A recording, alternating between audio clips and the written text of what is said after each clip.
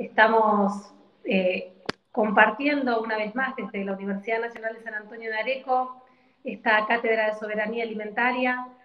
En esta ocasión nos está acompañando la diputada Florencia Lampreave, nos acompaña la pediatra y puericultora Sabrina Kritzman, nos acompaña también Julia Sils, nutricionista y emprendedora de San Antonio de Areco, de la región. También nos está acompañando Franco Ciafatini, que es quien coordina esta tercera edición, en donde estamos puntualmente vinculando mucho más cuestiones de soberanía alimentaria con los alimentos, con el ambiente, con el cuidado ambiental, con la cuestión climática. Así que para que haga el marco temático y para que haga también la bienvenida relacionada con este encuentro, le voy a pasar la palabra a Franco. Bueno, Ana Laura, buenas tardes, muchas gracias. Gracias a todos los que se han ido sumando y sean bienvenidos. Como menciona Ana Laura, este es el tercer encuentro de la cátedra. Continuamos. Como mencionaba Ana Laura, este es el tercer encuentro del año 2021. En el encuentro, en este año le fuimos dando una impronta más del acceso a los alimentos, si bien fuimos abordando todas las aristas o todas las etapas que comprende el sistema alimentario, desde la producción, desde el acceso a la tierra, la forma de cultivo, de sembrar y poder producir alimentos.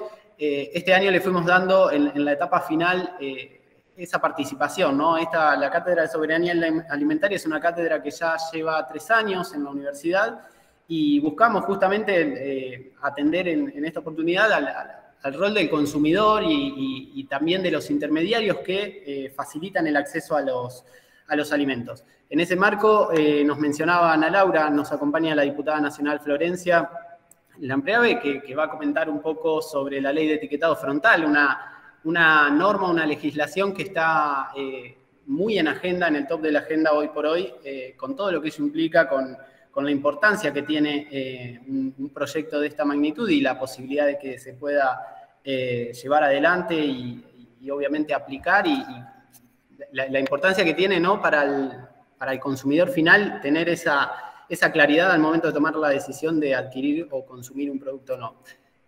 También nos acompaña Sabrina Kritzman, es médica pediatra y puericultora. Ella nos va a hablar también del impacto, quizás en el momento, siempre es importante, pero en el momento de mayor importancia, en el momento del desarrollo de los niños y las niñas, del impacto que tiene un buen alimento y un mal alimento, ¿no es cierto? La calidad nutricional que tenga y los valores nutricionales que tengan los alimentos que se consuman durante esa etapa es de vital importancia. Y también nos acompaña Julia Sils, que ella es licenciada en nutrición, es emprendedora de Alacena Alimentos, que es una tienda que tiene una sucursal acá en San Antonio de Areco y otra en Capitán Sarmiento, un pueblo, una ciudad de cercanía, y obviamente contarnos la experiencia territorial, ¿no? La experiencia del día a día con encontrarse con consumidores, qué experiencia tienen, qué visión tienen y un poco contarnos su punto de vista desde ese lugar, ¿no? La verdad que estamos muy contentos. Hoy, cuando estábamos difundiendo esta actividad, nos parecía que el panel está súper completo, con una variedad de puntos de vista y de formación de la temática puntual, muy integral, ¿no? Muy holística, que podamos tener esta variedad de opiniones y esta participación nos pone muy contentos.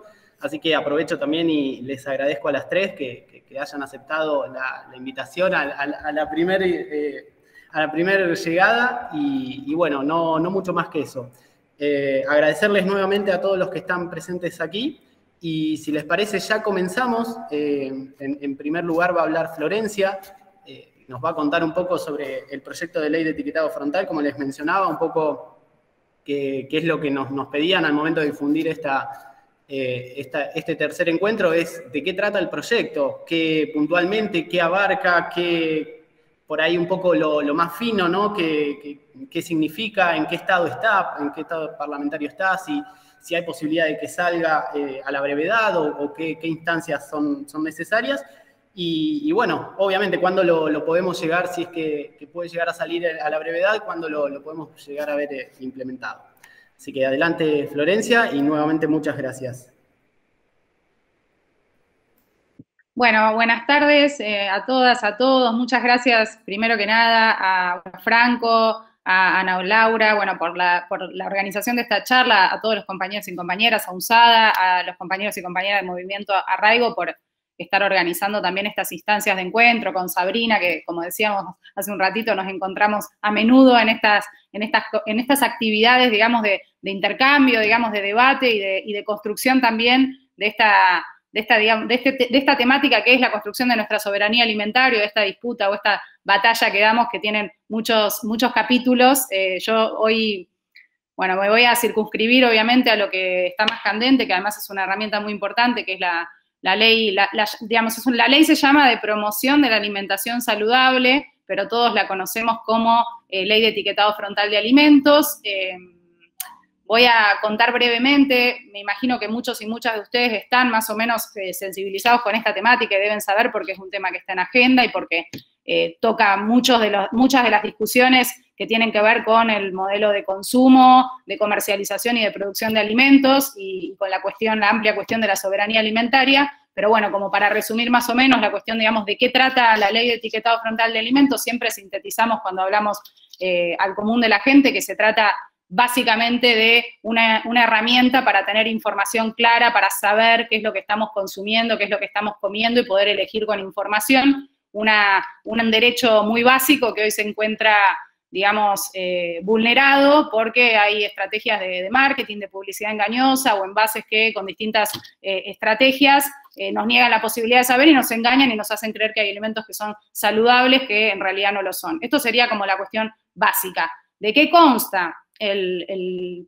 proyecto? Bueno, lo primero, el aspecto central es justamente el establecimiento de un sistema de etiquetado, de rotulado frontal de alimentos, que en el caso del proyecto que se está debatiendo, luego voy a comentar un poco de dónde viene toda esta discusión, digamos, la parte más parlamentaria, de dónde proviene. Hoy estamos discutiendo un proyecto que ya obtuvo media sanción en el Senado, voy a hablar de ese proceso, pero digo, el sistema que se propone, que propone este proyecto, es el de los octógonos negros, que es el sistema que la evidencia científica y todas las autoridades, las máximas autoridades a nivel regional en materia de salud, digo, la OPS, pero también en quienes defienden los derechos de niños, niñas y adolescentes, UNICEF, digo, que todos y todas recomiendan como la mejor, la más transparente, la más clara y la más fácil de acceder por parte de los y las consumidoras para saber qué es lo que están consumiendo.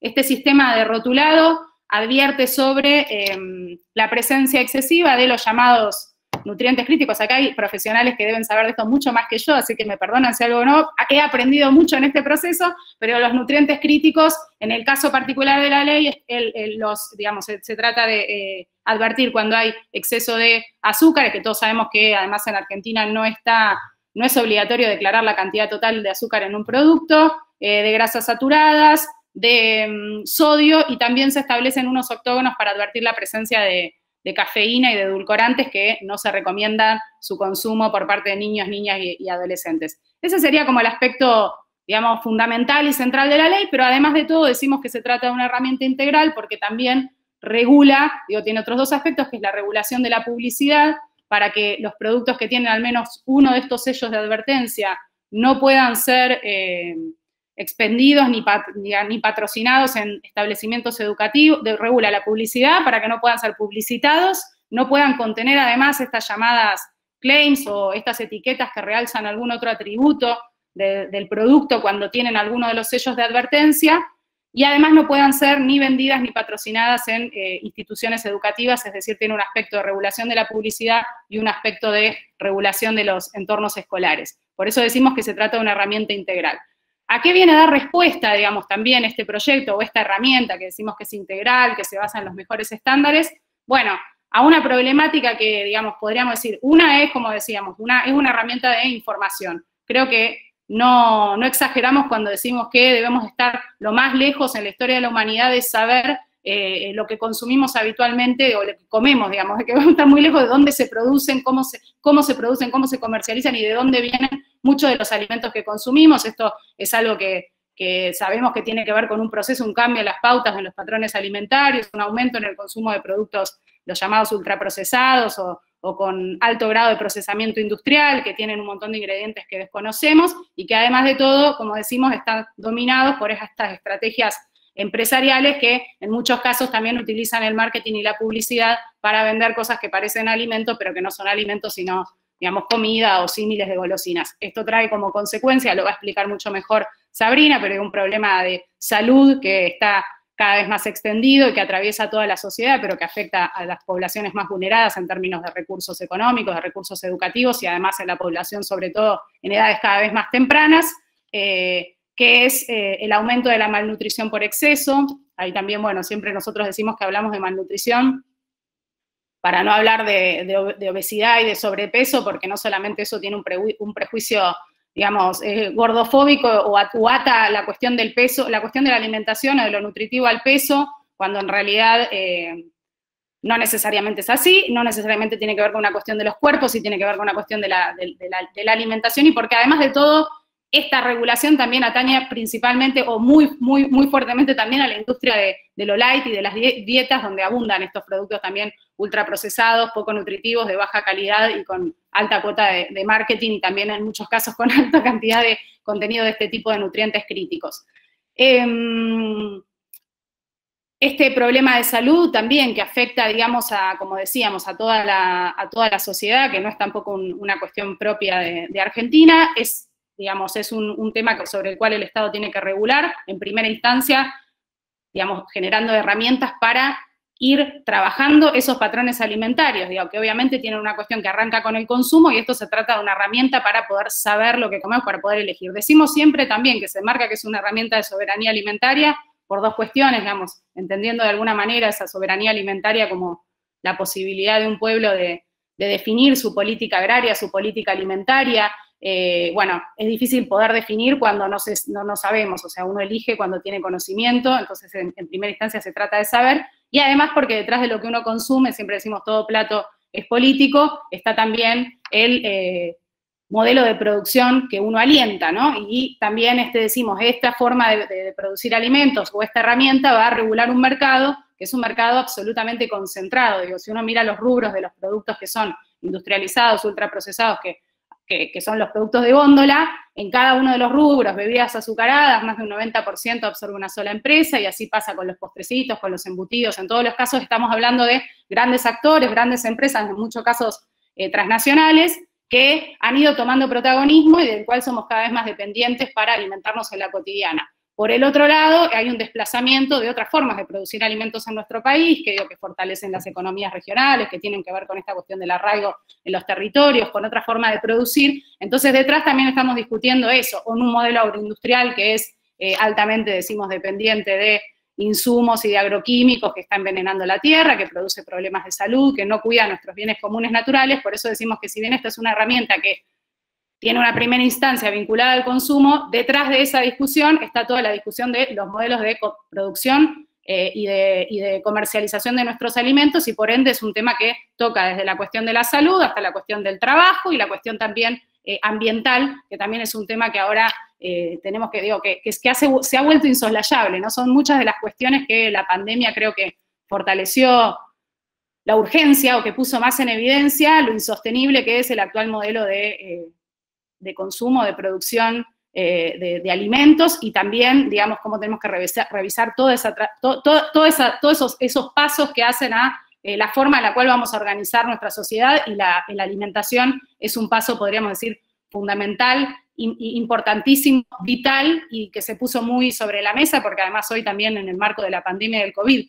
que es también el COVID, la pandemia, una consecuencia de un modelo de agroindustrial, digamos, y de un modelo de una problemática ambiental, y que está vinculada también a la forma en la cual se producen los no alimentos en el mundo, sino esto, la expansión de la frontera agropecuaria, digo, la rotura de las barreras zoonóticas entre lo que producimos como alimentos, la pérdida de biodiversidad, la globalización, digamos, todas estas cuestiones que me imagino que no tengo que abundar porque eso sí ya se me va un poco de la ley de etiquetado, pero que tienen que ver con esta herramienta que arranca, como decíamos, con una herramienta de información y vinculada a cómo modificamos el consumo para poder realmente dar estas discusiones que están detrás de las elecciones o de este consumo consciente que decimos, esta alimentación consciente. De lo que se trata en primera instancia, como decimos, es de dar esta herramienta. En muchos casos hubo, bueno, cada vez que se intenta avanzar en este tipo de regulaciones, esto se habla de lobby, pero digo, hay que decir que sí, efectivamente hay mucha resistencia,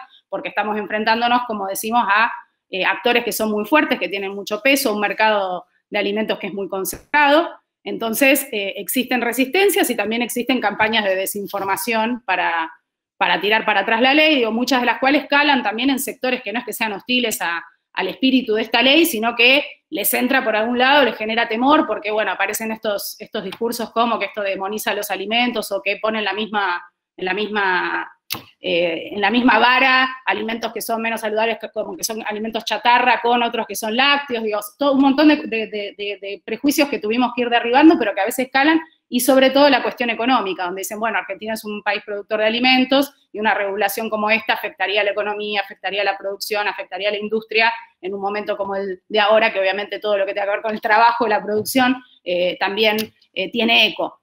La realidad es que, bueno, también abundan los estudios que dan cuenta que esto no es así, esta no es una herramienta, además, en el caso del etiquetado frontal de alimentos, que sea una innovación argentina, ya se viene aplicando en muchos países de la región, con buenos resultados, digo, Chile era el paradigma de eso, México avanzó aún más y tiene un modelo el más parecido, donde más tomamos la experiencia para la regulación que ahora estamos tratando de llevar adelante en Argentina, y en ningún caso eso produjo el cierre de ninguna industria, aunque, como decimos nosotros, sí, nos parece que hay que discutir también ese modelo de producción de alimentos en general para poderle dar más lugar a otras formas de producir alimentos que fortalezcan las economías regionales, que no expulsen trabajo rural de los propios territorios, digo, una serie de cuestiones que están vinculadas y que hay que poner también en discusión, pero bueno, esto es una primera herramienta muy importante.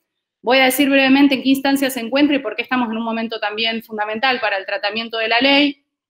Cuando empezó a discutirse, el proyecto tiene historia, como decimos, hay experiencias en toda la región, no solamente, como mencioné, Chile y México, sino también Perú, Uruguay, hay muchos países que ya han avanzado en herramientas, nosotros estamos muy mal en todos los indicadores que tienen que ver con la problemática de salud ligada al consumo excesivo de estos nutrientes críticos que están en los productos estos ultraprocesados, todo lo que va a contar Sabrina. Estamos muy mal en términos de indicadores y también muy mal en términos de las herramientas que tenemos. Cuando se empezó a debatir este proyecto de ley, había más de 35 proyectos presentados, también de distintas bancadas, hay que decir políticas, entre la Cámara de Diputados y de Senadores.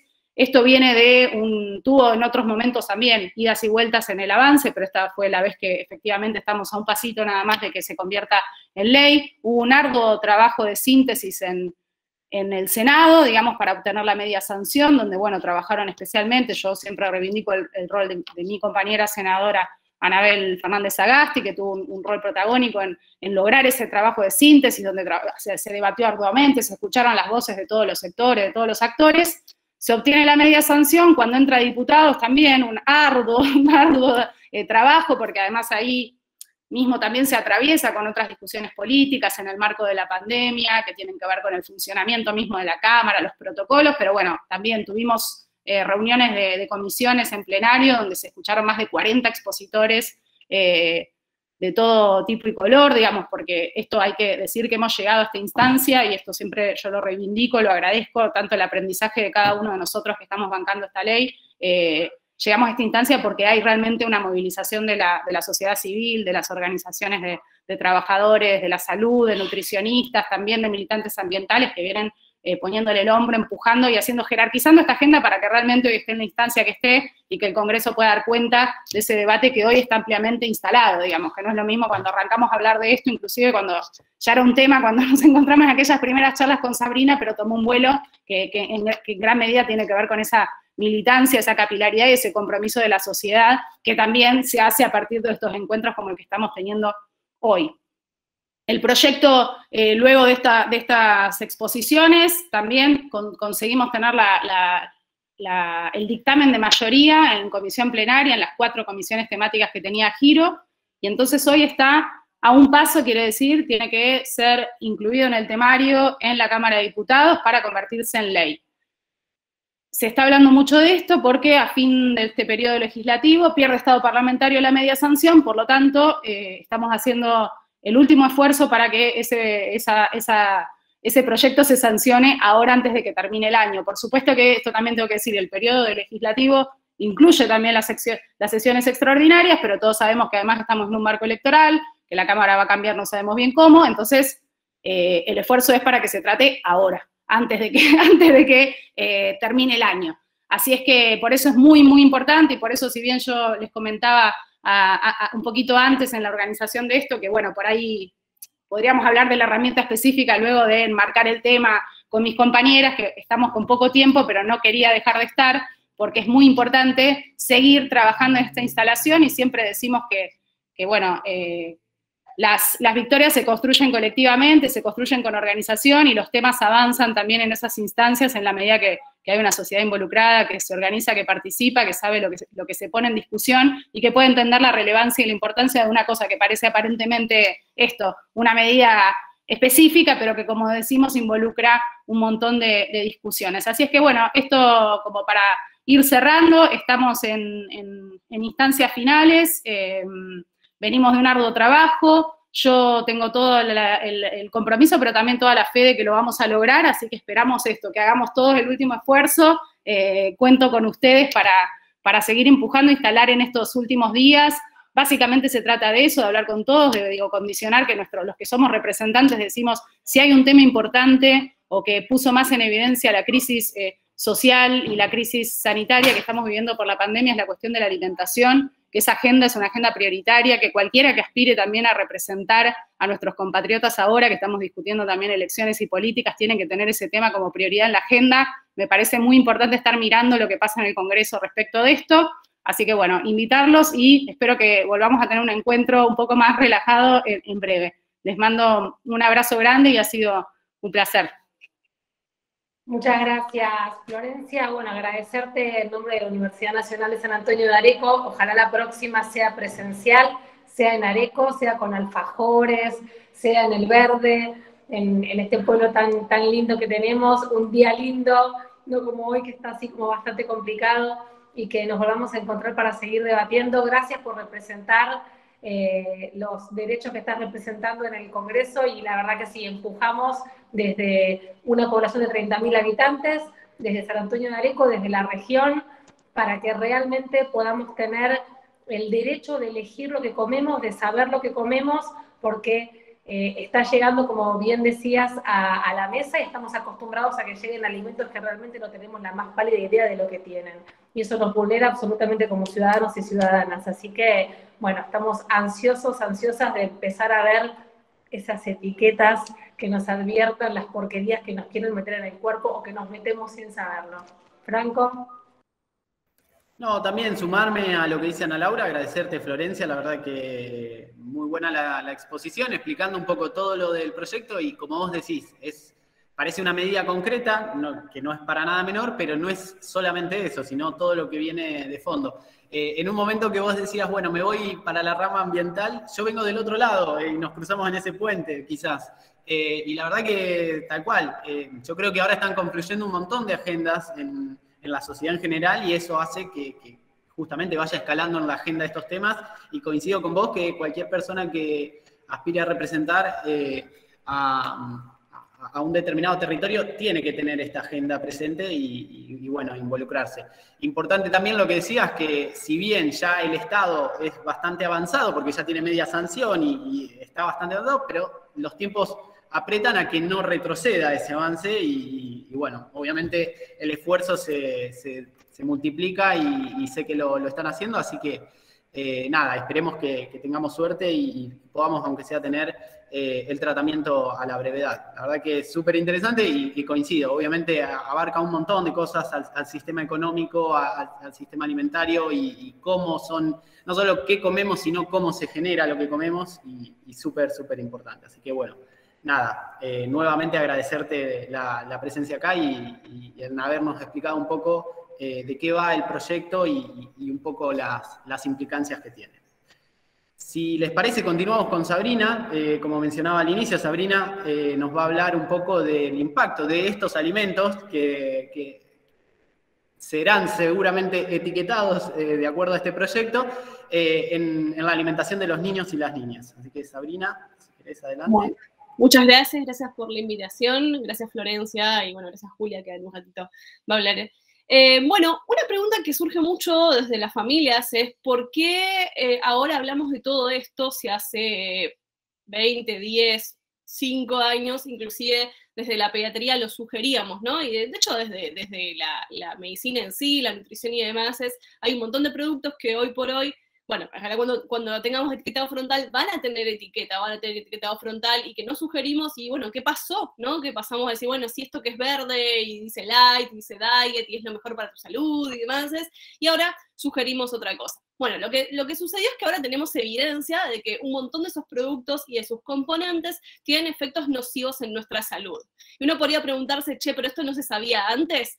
Bueno, piensen que hace no tanto tiempo sugeríamos a las embarazadas fumar. O sea, hasta hace no tanto tiempo, la industria tabacalera tenía tal peso realmente que se sugería, los médicos y las médicas fumaban en el consultorio, los docentes fumaban en el aula. Yo empecé la facultad en 2007, 2006, el CBC, y todavía se fumaba dentro del aula. El docente fumaba dentro del aula mientras daba clase. Había propagandas en las cuales se planteaba que los deportistas intradeportes, si fumaban, iban a tener un mejor rendimiento, y se planteaba inclusive que las infancias tuvieran acceso al cigarrillo porque era buenísimo. Hoy por hoy nos parece un horror, ¿no? Es como uno sabe que si quiere ser un deportista o quiere tener un buen rendimiento deportivo, el cigarrillo no es una opción, que en el embarazo claramente causa daños que inclusive pueden ser irreversibles, y un montón de otras cosas que tenemos muy claras, y después uno decide si tiene ese consumo, ¿no? Hay una decisión de tener ese consumo, pero es un consumo informado. Sabemos que bien para la salud no nos va a hacer. Bueno, lo mismo nos pasa hoy por hoy con los ultraprocesados. Cuando uno toma un producto ultraprocesado, hace 30 años se vendía de la manera de que, bueno, es muy sabroso, es muy fácil de preparar, es bastante económico y dura 1.000.000 de años en la góndola. Yo tengo de ejemplo, creo que lo tengo desde que fuimos a Areco, en 2019, un puré de papas acá, que está igual, que yo sé que si lo preparo, le pongo agua, le pongo leche, manteca, lo que sea, va a tener el mismo sabor que tenía en el 2019, y esa papa probablemente fue cosechada en el 2017. ¿No? Y no nos hace ruido comer algo que está en la góndola hace 4 años. No puede estar bien, o sea, no puede tener nutrientes eso que está hace 4 años en la góndola realmente. Hoy por hoy sabemos que los productos ultraprocesados son productos de diseño que cuentan con, que ni siquiera les decimos alimentos. Esta clasificación de procesamiento de alimentos viene de Brasil, se llama Guía Nova. ¿Es perfecta? No, por supuesto. ¿Se pueden hacer críticas? Sí, por supuesto, porque todo esto va evolucionando, pero sí nos da una cierta pauta acerca de cómo elegir nuestros alimentos y los productos que consumimos. Si ustedes miran, los productos ultraprocesados contienen innumerable cantidad de ingredientes. Una galletita de las que les sugeríamos a los bebés para empezar la alimentación complementaria tiene entre 16 y 23 ingredientes, de los cuales el segundo ingrediente generalmente es azúcar, y tiene 3 o 4 tipos de azúcares diferentes, con distintas, además con diferente daño al sistema, a lo que es la salud, como el jarabe de maíz de alta fructosa, o la maltodextrina, o diversos otros azúcares y colorantes. Cuando hablamos de malnutrición, como bien dijo Florencia, nosotros tenemos estadísticas útiles, que son las estadísticas de sobrepeso y de obesidad, que se plantean en números, pero como muy bien dijo Florencia también, no nos podemos quedar en esas estadísticas, primero porque hay una cuestión con los cuerpos y la gordofobia, por supuesto, y como que todo alrededor del índice de masa corporal, y no es así. Hay un montón de infancias que tienen un peso bueno, entre comillas, según la tabla, para su edad, y que igual están malnutridas, ¿no? Generalmente cuando uno habla de malnutrición, lo primero que se piensa es desnutrición, carencia, déficit de nutrientes y de calorías, y esto lamentablemente en algunas áreas del país todavía hay muchos niños, muchas niñeces que en estado de desnutrición. Sin embargo, en general, en un contexto de un 50% de niñas en situación de pobreza en Argentina, según las cifras de la Universidad Católica, tenemos una malnutrición, lo que llamamos una malnutrición por exceso, es decir, niñeces que consumen las calorías de más pero con muy pocos nutrientes de los que necesitan para su desarrollo y su neurodesarrollo. Y justamente quería traer acá la ley 23.849, que adopta la Convención de los Derechos de las Infancias, ¿no? Y que en el artículo 24, en el inciso C, habla de que el Estado debe combatir las enfermedades y la malnutrición en el marco de la atención primaria de la salud, mediante, entre otras cosas, la aplicación de la tecnología disponible y el suministro de alimentos nutritivos adecuados y agua potable salubre, teniendo en cuenta peligros y riesgos de contaminación del medio ambiental. Entonces, esto está hasta legislado, realmente, que necesitamos que no solo las infancias, sino las familias, porque justamente hablamos de que no existe alimentación infantil, sino alimentación familiar, y eso tiene que venir desde inclusive antes de la concepción. El Estado debe asegurarse que realmente esas personas accedan a una alimentación saludable. ¿Cómo? Bueno, el etiquetado frontal es una de las tantas herramientas. Nosotros sabemos que desde el Estado muchas veces se provee a las familias de alimentos que son ultraprocesados, ¿no? Galletitas, turrones, muy pocos alimentos de buena calidad nutricional.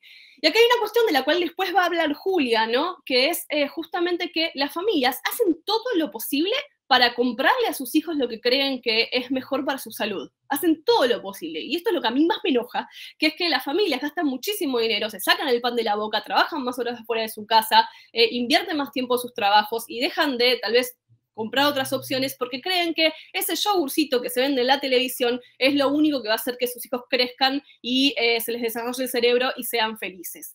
Las violaciones al código de sucedáneos de la leche humana, que cada vez son más violentas y más específicas. Sabemos que el Código de Sucedáneos de la Leche Humana, que también está legislado, abarca alimentos y sucedáneos de la leche humana hasta los 36 meses, ¿no? Hasta los 3 años. Y sin embargo, estamos bombardeados de propagandas de leches de fórmula, de leches de diseño, la típica leche 3, 4, 25, universidad, leche peques, de todo, que no son más que leche de vaca con azúcar.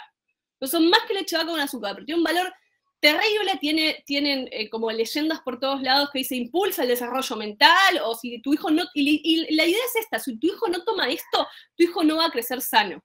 Y obviamente ese bombardeo, la publicidad, el otro día yo estaba en Capital y tipo había una vidriera gigante, o sea, tipo era más alta que yo la vidriera con el plot de esas leches que tenían sabor a banana, y ahora voy con los sabores.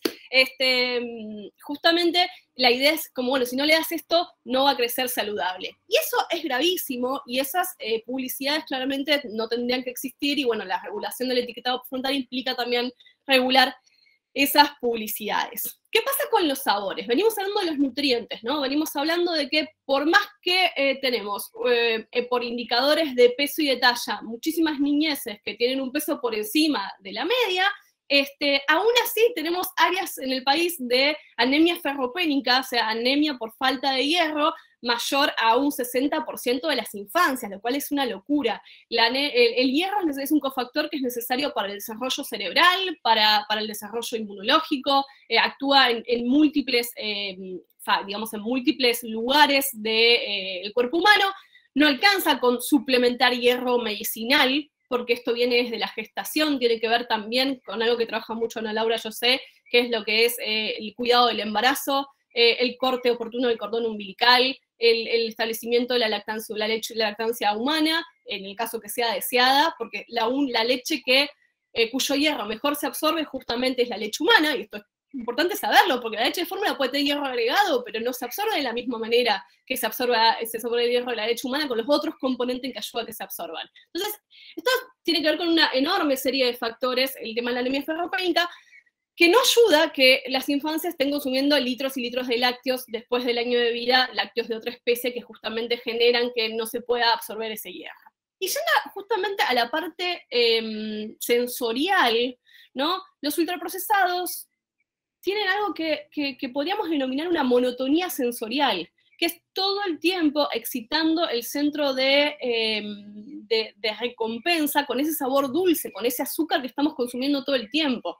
Digo, la mayonesa tiene azúcar, el ketchup tiene azúcar, el pan lactal tiene azúcar, y vos decís, estoy comiendo algo salado. No estás comiendo algo salado, estás comiendo azúcar todo el tiempo y no lo sabés. Cuando hablamos de alimentación complementaria en los bebés, a veces algunas familias nos dicen, le voy a mezclar dulce y salado en el plato, le puedo poner palta y frutilla, pero es dulce y salado, ¿le pasará algo? Y por favor, pensemos que venimos comiendo hamburguesas con Coca-Cola, o sea, venimos comiendo papas fritas con sal y tomando una gaseosa que tiene litros de azúcar. Imagínense si no se puede mezclar lo dulce y lo salado, que venimos con esa combinación explosiva de grasas, sales, aceites oxidados y azúcares todo el tiempo, que claramente lo que causa en nuestro cuerpo es inflamación. Nuestro cuerpo está todo el tiempo inflamado. Hoy por hoy sabemos mucho, no sabemos mucho, sabemos algo acerca de la microbiota, que son los microorganismos que no nos habitan, sino que cohabitan nuestro espacio, nuestro nicho ecológico. Los seres humanos somos un nicho ecológico. Lo lamento, no somos tan importantes, tenemos más bacterias que ser humano, tenemos más bacterias en el cuerpo que células humanas, y no viviríamos sin esas bacterias, y hoy por hoy sabemos muy claramente el impacto que tienen los ultraprocesados en esas bacterias y en esos microorganismos que tenemos en el cuerpo. Esos microorganismos, inclusive, tienen que ver con la percepción de nuestro entorno. O sea, tienen que ver con cómo reaccionamos a los estímulos, tienen que ver con el nivel de dolor que percibimos, tienen que ver con la cognición y la atención. Ahora, imagínense a esas pobres bacterias todo el tiempo, ¿no?, estar dándoles azúcar, colorantes. Nosotros tenemos colorantes permitidos como la tartacina, que en otros países están prohibidos, porque están relacionados claramente con la hiperactividad y tienen rótulos así grandes que dicen evitar en niñeces. O sea, y acá tenemos 20 millones de colorantes de glucosito, que es las bolsitas de cumpleaños y demás, y lo otro. Con toda esta información dentro de lo que es la medicina, o sea, nosotros como profesionales de salud no podemos sugerir estos productos. La alimentación es patrimonio de la familia va a decidir, pero tiene que decidir con información adecuada. La familia puede venir y decir, mira, yo te entiendo y te agradezco, o no te agradezco, pero te entiendo todo esto que me decís y está bien, pero decidimos igual consumir ultraprocesados nadie tiene que justificar sus decisiones, simplemente son tus decisiones, ¿no? Pero tienen que tener esa información, porque lo que pasa es lo contrario. Lo que pasa es que van a consumir ultraprocesados porque creen que son lo mejor para sus hijas e hijos e hijes. Entonces, esa desinformación a mí me enoja mucho porque realmente es esto que decía al principio, las familias sacan de su bolsillo dinero que no tienen y gastan, y ese mismo dinero que van a gastar dentro de 20 años en medicamentos. Porque lo que hacemos es como todo un parche tras otro, ¿no?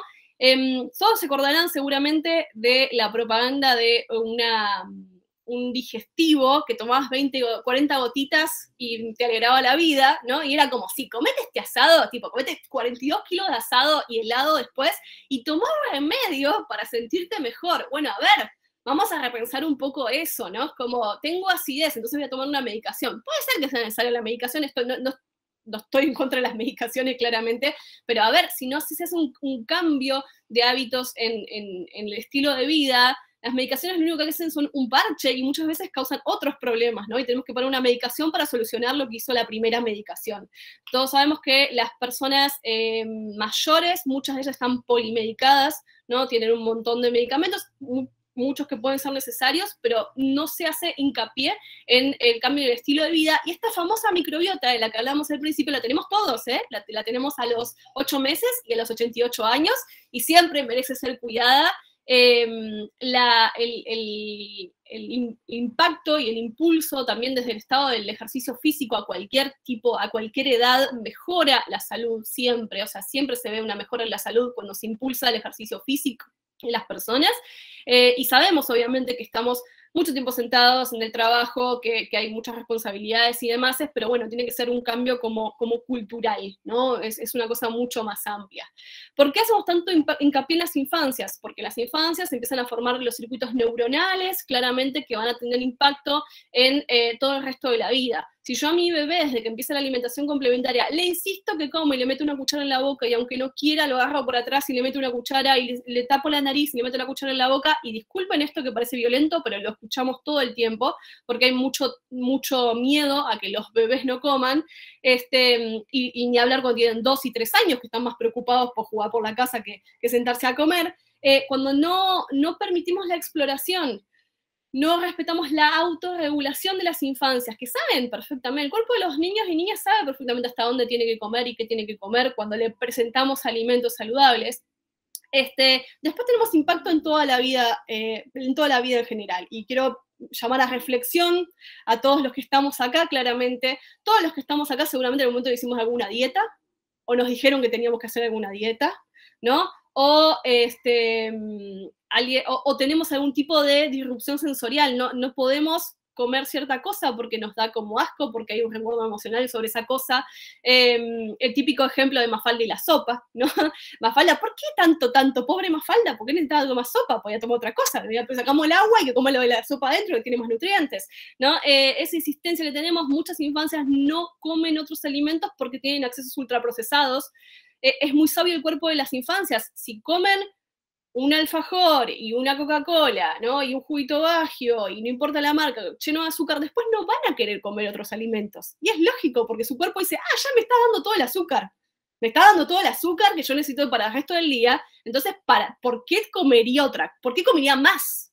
¿No? Eso es muy sabio ese cuerpo. Lo que pasa es que ese acceso a los ultraprocesados parece que es infinito, entre el kiosco escolar, ¿no? Entre el kiosco de al lado de la escuela, si no está dentro de la escuela, si está al costado de la escuela. Y también un poco desde el lado de la familia, creer que es lo mejor para darle a esas infancias, ¿no? Y que es muy aburrido comer manzanas y que la infancia tiene que tener caramelos y toda esta cuestión, que en realidad va por otro lado la cuestión, bueno, terminamos teniendo problemas que van para toda la vida.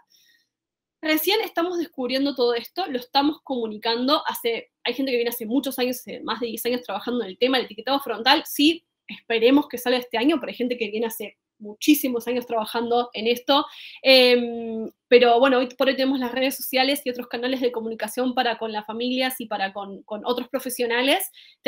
La pandemia obviamente trajo muchos problemas de inseguridad alimentaria, por supuesto también, pero también trajo muchas comunicaciones, de hecho estamos acá, me encantaría estar en Areco, pero la suerte que podemos estar acá charlando y compartiendo esta información, y me parece todos como profesionales y como familias en sí, compartir la información sin hacer juicios de valor sobre las elecciones de otro, ¿no? Es como, bueno, si esta es tu elección, está perfecto, yo si querés te paso esta información, pero la alimentación es patrimonio de cada familia y tiene que hacerlo con la información correcta y no con ciertos mensajes que vienen de las publicidades, de las mismas empresas, de profesionales que trabajan para empresas con diversos conflictos de interés. Las personas merecen tener información para hacer elecciones alimentarias porque es parte justamente del concepto de soberanía alimentaria.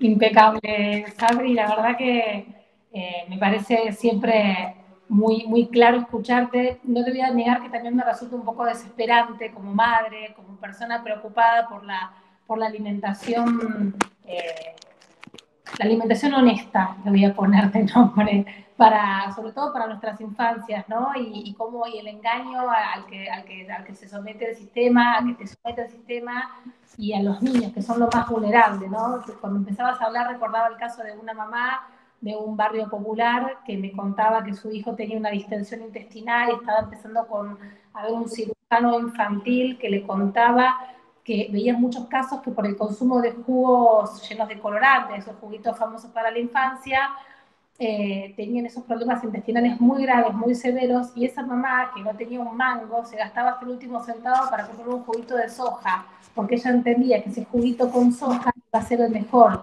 El chico quedó arruinado y todavía sigue con tratamientos por ese tema. Y cómo lidiamos, ¿no? Cuando los niños van con las viandas o niñas a las escuelas y vos te matás por ponerle la manzana y el pibe vio la papa frita del compañero y te dijo, che, todo bien con la manzana, pero yo quiero comer lo mismo que el otro compañero o compañera. Hay algo que habla la ley de etiquetado que a mí me parece muy importante y es el rol del sistema educativo.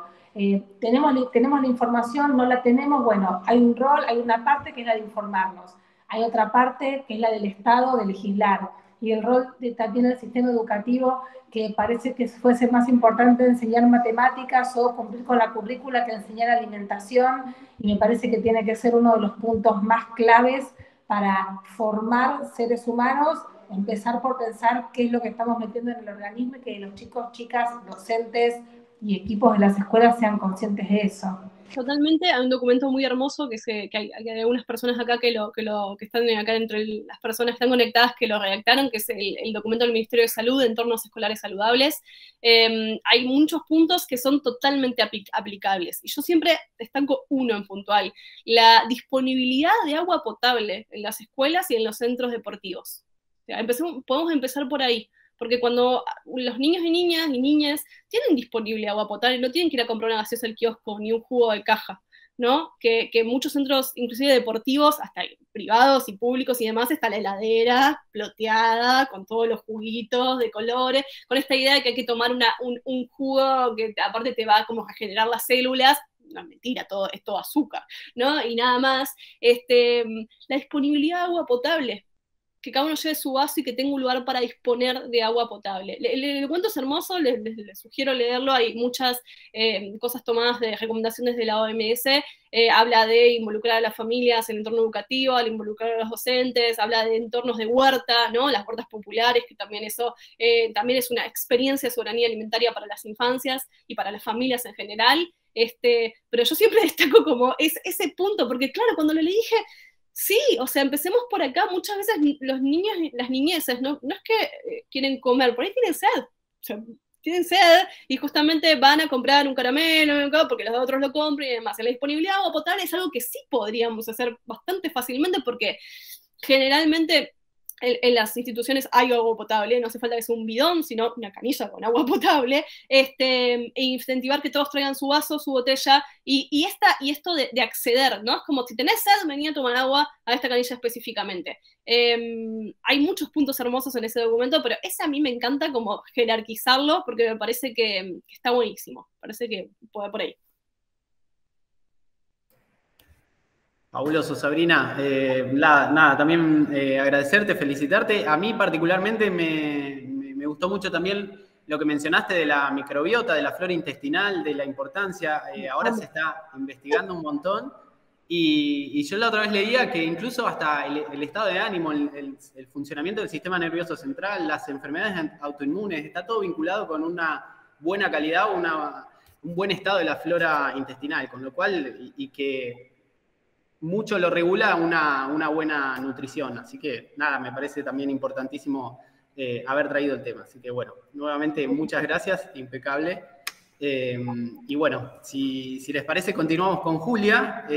Julia, la verdad que yo he charlado con ella y una de las cosas que más me gustó es esta experiencia de cercanía y de estar en el día a día con las familias que mencionaba, por ejemplo, hoy Sabrina, ¿no? De que trabajan todo el día y para ver el alimento que pueden llegar a conseguir, a comprar, para poder consumir creyendo que quizás es lo mejor y que también quizás todo esto que estamos hablando de lo que sucede hoy y lo que debería ser lo mejor requiere también de alguna transición muchas veces y poder ir adaptándose en el medio, no es que va a ser un cambio de un momento al otro. Y después también esto de que mencionaba también Sabrina, de que el derecho es brindarle la información clara y que pueda decidir. Después cada uno, obviamente, toma esa decisión. Y es todo respetable. Exactamente. Adelante, sí. Julia. Bueno, buenas tardes. En principio, gracias por invitarme. Es un placer para mí compartir este ratito de charla con Sabri y con Flor. Así que bueno, gracias. Y bueno, yo paso por acá más que nada para contar la experiencia desde el otro lado del mostrador. Yo con mi comunidad tenemos unas tiendas de alimentos orgánicos, saludables y gourmet, entre otras, y yo soy Nutri también, entonces mi rol es asesorar a los consumidores y quizás desmitificar y un poco falsas creencias que tienen y poder orientarlos bien a la hora de elegir un alimento. La situación con la que me encuentro hoy es un poco paradojal, digamos. Por un lado, es real que hay una tendencia creciente en los consumidores en cuanto a interesarse por la adopción de hábitos alimentarios saludables. Por ejemplo, se quieren meter o conocer bien quién está detrás de cada alimento o marca de los productos que nosotros ofrecemos. Se quieren interiorizar en los procesos productivos de los alimentos o de los productos alimenticios, y eso está buenísimo. O de repente la pandemia también generó un espacio en donde al estar más tiempo en nuestras casas han tenido mayor tiempo también para cocinar, para probar nuevos ingredientes, hacer nuevas recetas, modificar las ya existentes. Entonces, desde ese punto está buenísimo, y ese fue uno de los objetivos, o más que, mejor dicho, propósito de crear Alacena, porque vimos que había una tendencia creciente en interesarse por esto. Pero por el otro lado, veo que hay como un exceso de información, y eso genera bastante confusión en los consumidores. Ustedes saben que la mala democratización de la información termina matando la información. Y si encima la fuente fiable de información a la cual uno recurriría para desterrar ciertas creencias erróneas es el rotulado nutricional que hoy existe, se termina de complejizar la situación porque son muy difíciles de intelectualizar hoy día las etiquetas nutricionales.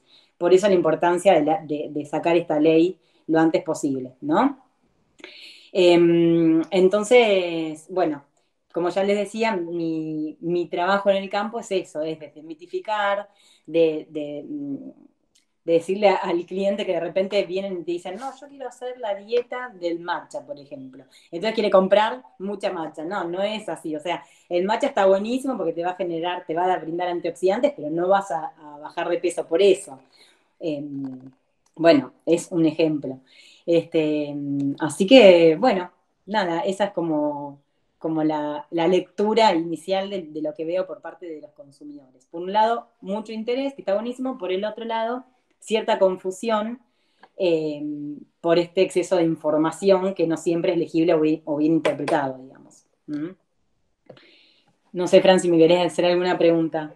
No, lo que decías recién, por ejemplo, de la dieta, tal dieta o la dieta keto, por ejemplo, que también. Bueno, nada, mencionaba Sabrina también el tema de esas dietas armadas o que tienen este alimento sí, este no, o a veces alimentos que son muy buenos que los llaman superalimentos, qué sé yo. También, bueno, en eso también me meto bastante, porque en realidad el superalimento es la fruta, la verdura, los frutos secos, las semillas, la legumbre, eso es también un superalimento, ¿no? Lo que viene envasado que aconsejó cierta influencer, por ejemplo. No sé, por darte un ejemplo. Claro, o muchas veces tiene muy buenas propiedades, es realmente nutritivo, pero no es lo único que me va a dar justamente todo el panorama o todos los nutrientes que necesito, ¿no? No existe ese alimento, pero bueno, también es algo que a veces se sobreinforma o que termina desinformando al consumidor. Ahí me gustaría, Franco, hacerle una pregunta a Sabrina en relación a esto, en relación a lo que está planteando Julia, que me parece más que interesante. Este concepto, alguna vez escuché decir a una persona conocida de infoxicación.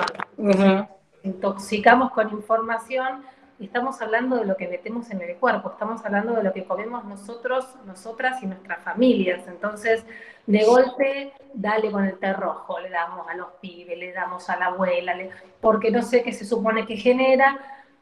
¿Cuál es la fuente? ¿Cómo nos ordenamos? O sea, ¿cómo vos, Sabrina, como doctora de familia, porque yo sé que vos cuando abordás a las niñeces no abordás al niño envasado al vacío, sino su entorno, su familia, su casa, que es la manera más hermosa que tenemos las personas de que nos trate la medicina, y que debería ir en esa tendencia en creciendo seguramente. Entonces, ¿cuál sería nuestra brújula a la hora de empezar a ordenar esa información y no morir en el intento, digo, ¿no? Y no intoxicarse en el intento?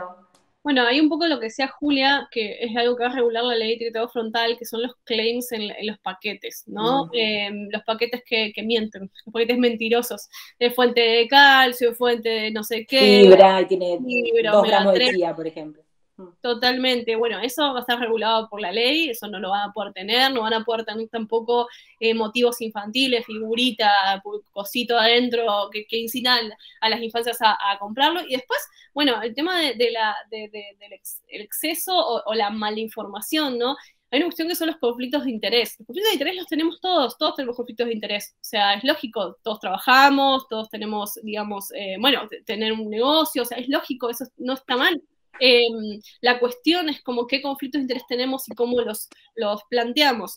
Tenemos en redes y en la televisión personas que hablan de alimentación y trabajan con una marca de yogures, ¿no? Y es muy claro, no lo están ocultando, pero cuando nos sugieren ciertas cosas, claramente siempre van para la empresa con la cual trabajan. Hay investigadores que son excelentes investigadores, pero que trabajan para las empresas que desarrollan yogures, vuelvo a decirlo, yogures, pues está muy de moda justamente promocionar el yogur. Uno cuando trabaja en redes también tiene que ver, o sea, te puede proponer hacer un vivo una persona muy conocida, con muchísimos seguidores, pero que trabaja por una empresa de yogures, y uno tiene que decir realmente sí o sí, o sea, cuál es su mirada, ¿no?, sobre eso. O sea, si amerita dar esa información a las familias o no. Son decisiones. Es complicado porque tenés que bucear si esa persona tiene conflictos de interés o no. Es más fácil hacerlo en un trabajo científico, justamente porque al final las personas tienen que declarar sus conflictos de interés. Y yo sí, creo que... Sabri, perdón que te interrumpa, y también el tema de los medios de comunicación y los influencers o las influencers, a quienes, digamos, no sé, un rango etario muy vulnerable de la población, que son los de 13, 15, 16 años, que de repente siguen o hacen caso a las sugerencias que un influencer recomienda, y terminan eligiendo eso por la influencia, y en realidad tiene cero rigor científico. ¿Se entiende a dónde quiero llegar? Sí, bueno, un poco lo decía Julia también, esta cuestión de los superalimentos, ¿no? Yo lo llamo el dilema de la leche de almendras.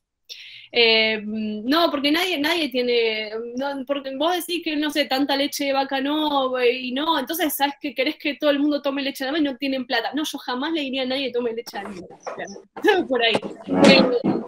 Nutricionalmente no hay un objeto, ni es una cuestión más de placer que de nutrición sugerirle a alguien leche de almendras, realmente. No, al contrario, sugerimos alimentos estacionales, si puede ser locales mucho mejor, muy sencillos y demás. Entonces ahí se desmorona toda esta cuestión que para comer saludable hay que acceder a ciertos productos elitistas o que salen mucho dinero que van por ese lado. Y un poco lo que decía Julia recién, ¿sí?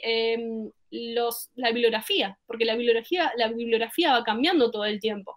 Uno puede sugerir algo ahora y realmente no vamos a gestionar nunca un archivo los divulgadores científicos porque dentro de 3 años va a ser diferente, pero tiene que haber una bibliografía que acompañe.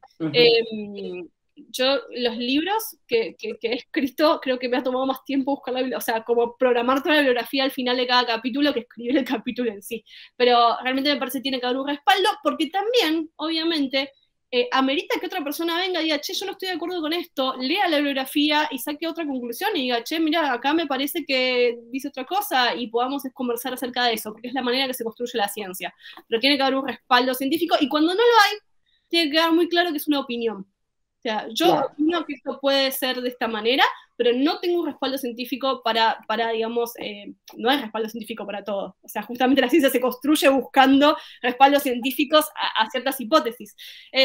Pero cuando hay una opinión, plantear, esta es mi opinión profesional, personal, de experiencia y demás, y otras cosas que sí tienen una cuestión de respaldo científico. Por ejemplo, este año salió un consenso de la Sociedad Argentina de Pediatría acerca de constipación en la infancia, esto que vos decías, Ana Laura, miles de problemas gastrointestinales en las infancias a raíz del consumo de ultraprocesados, y que dice muy claro en uno de sus párrafos, uno de los mayores problemas es el sobreconsumo de yogures y de lácteos en las infancias que empeoran la constipación. O sea, eso no lo estoy diciendo yo, es un consenso de expertos sobre el tema que se sentaron, revisaron la bibliografía, fueron al contexto del país y llegaron a esa conclusión.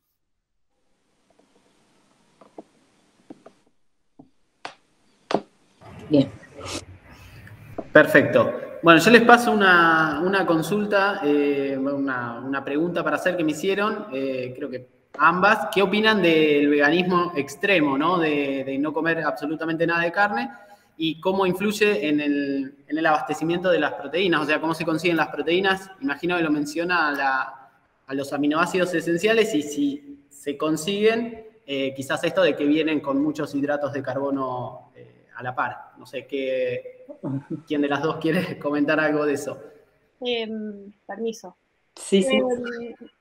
a ver, no sé muy bien a qué, digamos, te referís con veganismo extremo en sí. El veganismo es un posicionamiento ético frente a diversas cuestiones, no es solamente una elección alimentaria, o sea, que incluye una elección alimentaria en todo ese contexto. Se puede no comer alimentos de origen animal y no puntualmente carne, si estamos hablando de todos los derivados de origen animal y tener una alimentación saludable y una vida saludable, sí se puede, y acá hay importante bibliografía, hay mucha bibliografía sobre el tema y posicionamientos de diversas academias de nutrición de todo el mundo, que dicen que la alimentación vegetariana o vegana o basada en plantas, porque justamente lo que se promueve desde todos los organismos de nutrición del mundo es la alimentación basada en plantas, no necesariamente sin ningún consumo de origen animal, pero sí que tenemos que reducir el consumo de alimentos de origen animal que estamos sobreconsumiendo, pero yendo así en el veganismo, es apta para todas las etapas del ciclo vital, para deportistas, para gestantes, para personas que amamantan, para infancias y demás, con el correspondiente acompañamiento profesional. ¿Qué quiere decir esto? Sí, se pueden obtener todas las proteínas sin necesidad de consumir productos de origen animal. Las plantas tienen proteínas, realmente las legumbres son una muy buena fuente de proteína y hay muchas maneras de consumir legumbres. Lo ideal, más en un contexto, si hablamos de algo local de Argentina, que consumimos, nos vamos de mambo con la carne y demás, el acompañamiento profesional es indispensable y la suplementación, por ejemplo, con vitamina B12 también va a ser indispensable. Y si vamos a decir como, uy, pero para ser vegano hay que suplementarse, les cuento que la mayor parte de la población, aunque coma carne, tiene deficiencia de vitamina B12. Porque depende de cuánta vitamina B12 comió la vaca y se acumuló en su carne. Y la pobre vaca que estuvo toda su vida en un cuadrado de 2x2, tipo dando leche o yendo a morir al matadero, comió alimento balanceado de vacas, no comió pastito y no estuvo al sol con vitamina D y demás. Entonces, es un sistema productivo que lleva a esto, ¿no? No es el veganismo, toma vitamina B12, es verdad, pero las personas que consumen animales terminan también teniendo deficiencia de vitamina B12, sabemos que la vitamina B12 tiene implicancia no solo en lo que es la sangre, la formación de células de la sangre, sino que también tiene que ver con el neurodesarrollo y la indemnidad neuronal y de vías neuronales y otras cuestiones del cuerpo, y generalmente la vemos baja, o sea, la vemos baja la mayor parte de las personas, aun cuando consuman un montón de carne. Así que sí es posible con un adecuado acompañamiento, igual que cualquier persona, ¿no? Perfecto. No sé, Juli, si querés mencionar algo. No, está perfecto. Muy bien. Genial. Perdón, Franco, una cosa más. Esta cuestión que dijeron de los carbohidratos, mis amigas nutricionistas veganas lo llaman el vegano starter pack me hice vegano y me enfermé, ¿no? Porque esta cuestión de, no, bueno, para ser vegano hay que comer Oreos, que son veganas, papas fritas, lechuga y alguna otra cosa que la dietética dice que es vegana, ¿no? Y eso no es una alimentación saludable, de hecho está basada en ultraprocesados. La frase vegano muchas veces se usa inclusive como un claim, como una cosa de, uy, compré esto que es vegano y es saludable, y es un ultraprocesado, lo que no tiene cosas de origen animal. No necesariamente la alimentación vegana es saludable. Es saludable, tal cual. Entonces, sí, totalmente, y sí puede suceder, como puede suceder una persona que consume animales, como que sucede la mayor parte de las personas que consumen animales en sí. Pero bueno, adecuadamente acompañada, sí es totalmente posible. Perfecto, clarísimo. Ahí me hacen otra pregunta. Es muy interesante el impacto del color de la ley del etiquetado, dice. ¿Por qué? Ah, bueno, pero esta es para... No sé si no... Pero por ahí la pueden mencionar también, que hoy habló de los... exactamente, si van a ser siempre ese color, ¿por qué es ese color? No sé si... Claro, porque la propuesta no es que sea un esquema de semáforo, la propuesta es que tenga acá tipo danger, ¿no? Advertencia, claro. Exacto. Sí, se han tomado muchos, o sea, esto se estudió muchísimo. Inclusive en Uruguay hay un trabajo donde usaron como una especie de anteojos que tenían como una camarita y que marcaba cuánto tiempo la persona miraba el paquete. Hay muchos trabajos acerca del tema y Chile, que es el país que hace más tiempo tiene etiquetado rotulado frontal, tiene bastantes buenos papers sobre el tema, trabajo sobre el tema. Hay distintos tipos de rotulado y perfilado. Uno lo mencionó Ana Laura, que es el del semáforo. Hay algunos que lo único que hacen es beneficiar a la industria, porque obviamente ¿por qué estamos peleando? ¿Por qué estamos hace meses esperando que siga hacia adelante? Porque hay muchísimos intereses en juego acá, sin duda. El rotulado, que es el hexágono negro, es el que más impacto tuvo. ¿Y saben qué es interesante? Es el que las infancias reconocen más fácilmente. Desde Chile cuentan que inclusive cuando van a la escuela, ¿no? Y por ahí llevan alguna golosina a los chicos y demás, se comparan entre ellos y como que no es cool tener algo que tenga muchos sellos, no está bueno. Entonces como ellos mismos eligen los que tienen menos sellos. Y se vio que las personas como tardaban el doble de tiempo en elegir algo que tenía esos sellos negros. Así que tiene todo un trabajo atrás haber elegido ese tipo de rotulado. Ha cambiado mucho, por ejemplo, desde el rotulado de Chile al rotulado de México. Chile rotuló azúcar, por ejemplo, pero no rotuló edulcorantes. Entonces, ¿qué pasó? De repente todos nadaron edulcorantes, como tipo, bueno, listo, no sé, azúcar va a tener sello, le ponemos edulcorante a todo. México, que es más nuevo, que es muy similar al proyecto argentino, el proyecto argentino tiene muchas mejoras a estos otros proyectos porque es más nuevo. México rotula también edulcorantes, pues dice, contiene edulcorantes, evitar en niños, contiene cafeína, evitar en niños. O sea, muy claro, muy claro. Entonces se vio que realmente esos hexágonos tenían un impacto mayor en la elección de las personas. Vuelvo a decir, las personas lo pueden elegir.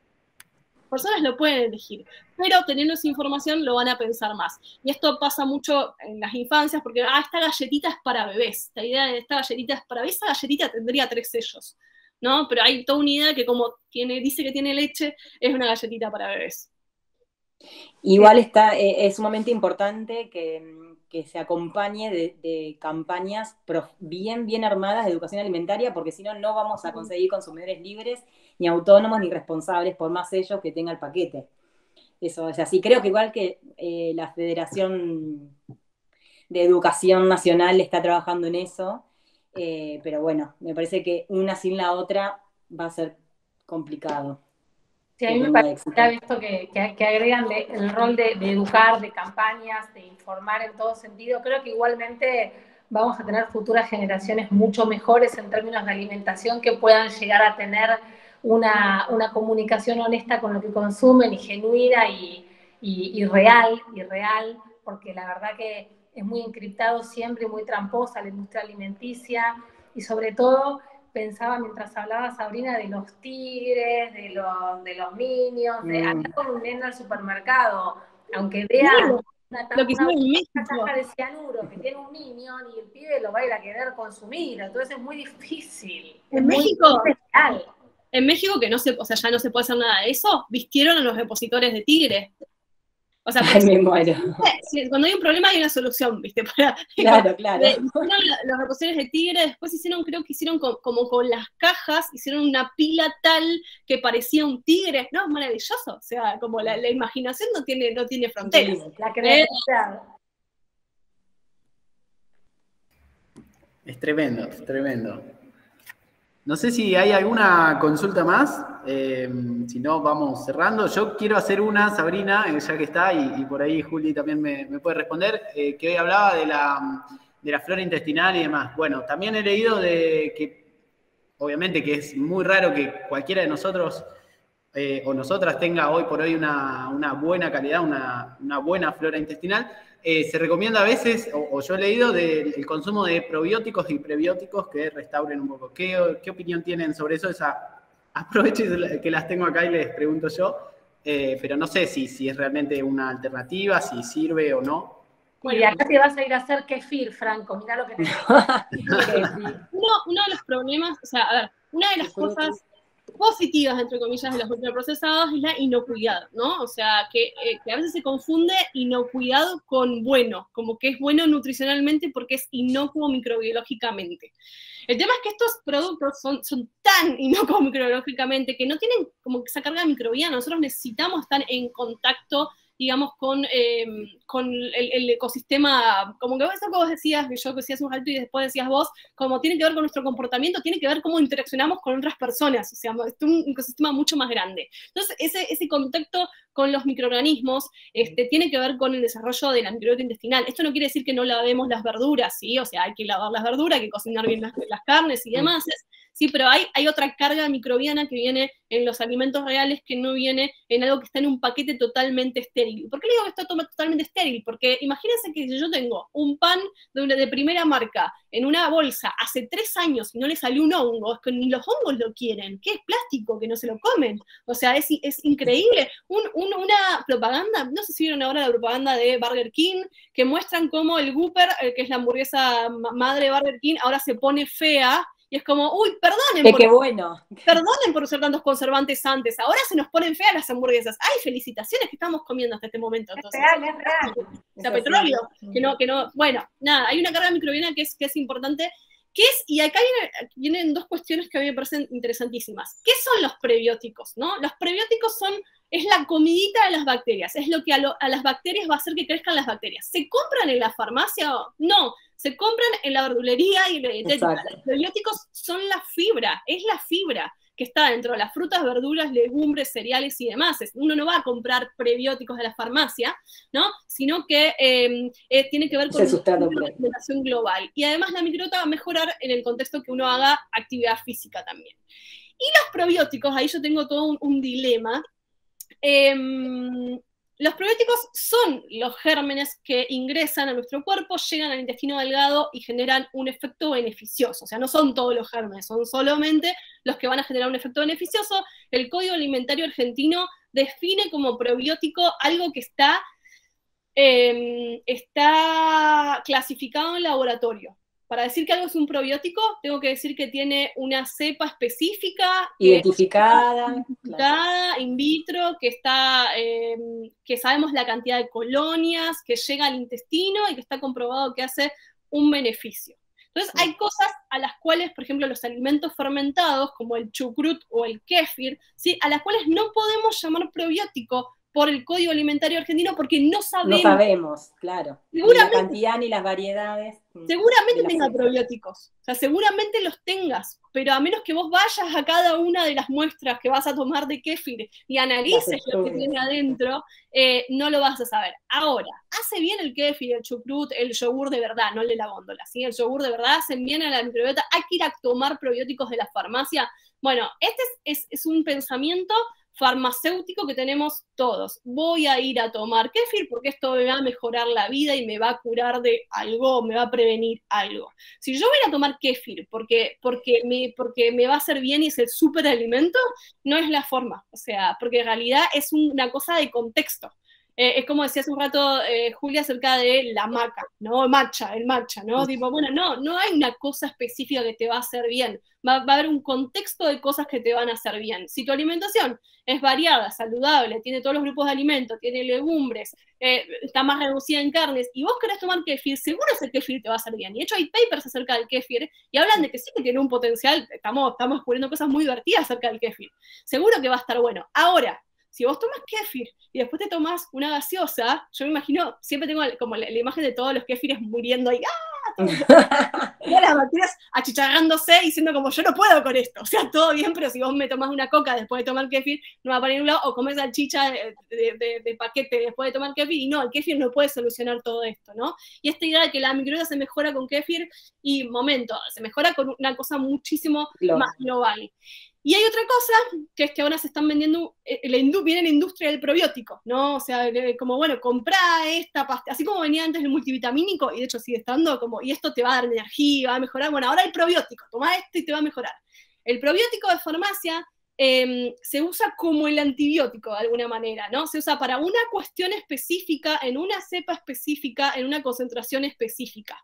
Se supone que por ley no pueden hacer daño a los probióticos, pero no dejan de ser bacterias vivas. Entonces es importante como consumir, si hay que consumir un probiótico específicamente, por ejemplo, no sé, tenés una enfermedad periodontal o tenés que tomar un antibiótico, bueno, que el profesional de salud puede indicar de la mano tal vez un probiótico. Y para los bebés que toman leche humana, la leche humana es el mejor simbiótico, tiene probióticos y tiene prebióticos. Un bebé que toma leche humana, por más que aunque haga lactancia mixta o lo que sea, no necesita tomar un probiótico específico, ya toma millones de bacterias hermosas a través de la leche humana. Y de ahí la importancia también de sostener y promover y acompañar las lactancias deseadas.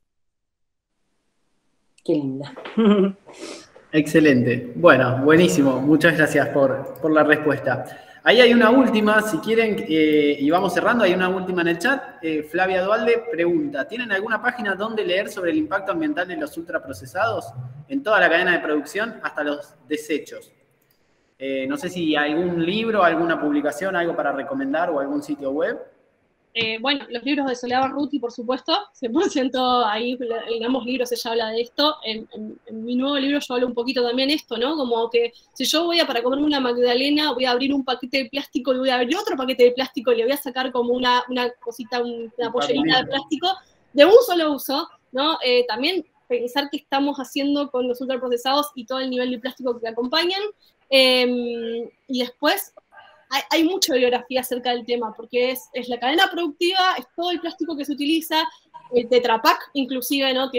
Hay todo otro tema con el Tetra Pak, inclusive los plásticos como disruptores endocrinos, hay mucha información acerca de los plásticos de los biberones, inclusive desde la OMS están planteando volver a usar biberones de vidrio, porque se vio que más allá del bifenol, los microplásticos con el calor pasan a la leche, entonces, oiga, estamos todo el tiempo consumiendo microplásticos.